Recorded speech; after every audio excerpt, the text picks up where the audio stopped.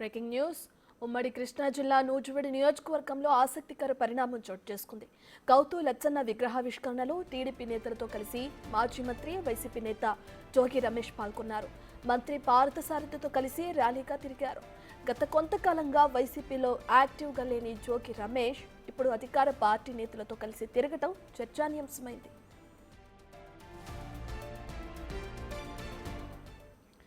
ఇదే విషయానికి సంబంధించిన పూర్తి డీటెయిల్స్ మా ప్రతినిధి శివ అందిస్తారు. రైట్ శివ, ఇప్పటికే చూసుకుంటే కొంతకాలంగా వైసీపీ పార్టీలో ఎటువంటి కార్యక్రమాలకి పాల్గొనటం లేదు, యాక్టివ్గా లేని జోగి రమేష్ ఇప్పుడు టీడీపీ నేతలతో అలాగే టీడీపీ మంత్రి పార్థసారథితో కలిసి ఒక ర్యాలీలో పాల్గొనడం మనం చూస్తున్నాం. ఏమనుకోవచ్చు, ఇప్పటికే అనేక మంది టీడీపీలో చేరడం కూడా మనం చూసాం ఎన్నికలకి ముందు. ఇప్పుడు కొత్తగా ఇంకో క్యాండిడేట్ చేరే అవకాశం కనిపిస్తుందంటారా? మొత్తం మీద చూసుకుంటే తెలుగుదేశం పార్టీ నేతలు మంత్రి పార్థసారథి, అలాగే శ్రీకాకుళం జిల్లా పలాస ఎమ్మెల్యే గౌతు శిరీష, అలాగే ఆర్టీసీ రాష్ట్ర చైర్మన్ కొనకళ్ళ నారాయణ కలిసి కూడా నూజివీడు నియోజకవర్గం నూజివీడు బస్టాండ్ సెంటర్ లో గౌతు సర్దార్ లచ్చన్న విగ్రహాన్ని ఆవిష్కరణ కార్యక్రమానికి శ్రీకారం చుట్టారు. ఆవిష్కరణ కార్యక్రమం చేయడానికి భాగంగా నూజివీడు పురవీధులు గుండా కూడా భారీ ర్యాలీ తీశారు. అయితే బీసీకి సంబంధించిన విగ్రహావిష్కరణ కార్యక్రమానికి మాజీ మంత్రి జోగి రమేష్ పాల్గొనడం, అలాగే విగ్రహావిష్కరణలో ప్రత్యేక ఆకర్షణగా కూడా ఆయన నిలబడటం, అలాగే ర్యాలీ మొత్తంలో కూడా ఆయన మంత్రి పార్థసారథితో చాలా చనువుగా సన్నిహితంగా కూడా నవ్వుతూ కూడా పార్థసారథితో సన్నిహిత సంబంధాలు కొనసాగించిన పరిస్థితి అక్కడ ప్రత్యేకంగా కూడా కనిపిస్తా ఉంది.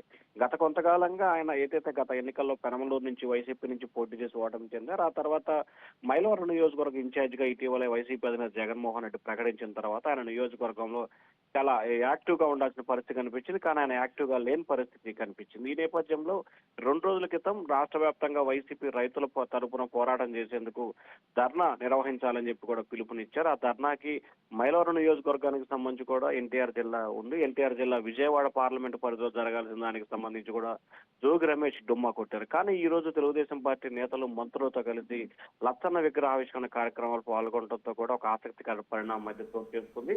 రానున్న రోజుల్లో ఆయన పార్టీ వీడతారా, వైసీపీ వీడి టీడీపీలో చేరతారన్న ఆసక్తికర పరిణామం అయితే చోటు చేసుకున్న పరిస్థితి కనిపిస్తా ఉంది. గత కొంతకాలంగా కూడా ఆయన పూర్తి స్థాయిలో దూరంగా ఉంటాయి. అగ్రిగోల్డ్ కేసులకు సంబంధించి కానీ, అలాగే అనేక అక్రమాలు భూ విధానాలకు సంబంధించి కూడా ఆయనపై చాలా ఫిర్యాదులు రావడం జరిగింది. కొన్ని పోలీస్ స్టేషన్లో కూడా కేసులు నమోదైన ఈ నేపథ్యంలో ఆయన త్వరలోనే టీడీపీలో చేరతారా అనే అనుమానం అయితే ప్రస్తుతం ఎన్టీఆర్ ఉమ్మడి కృష్ణా జిల్లాలో ప్రచారం జరుగుతా ఉంది. Ratnam. Right, thank you Shiva.